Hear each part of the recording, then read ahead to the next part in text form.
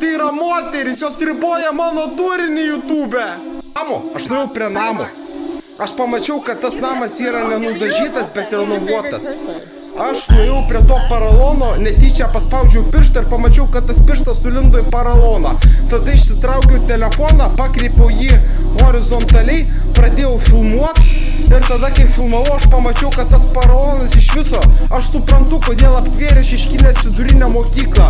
Šeškinės vidurinę mokyklą Maironio progimnaziją atvėrė ne todėl, kad ten vaikai jau būtų saugus, o todėl, kad neišluptų viso to paralono, supranti.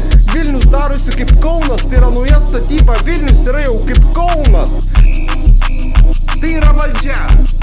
Tai yra valdžia. Jos valdo Sodra, o Sodra iš manęs atims pajamas. Moteriškės ant manęs užsiundys vyrus ir socialinės tarnybas.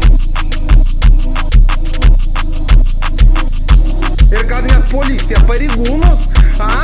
Policija ginti, saugoti, padėti. Man bloga, aš supratau, kad mane kaimynės apgaudinėja šiandien. Man reikės kitą savaitę valyti.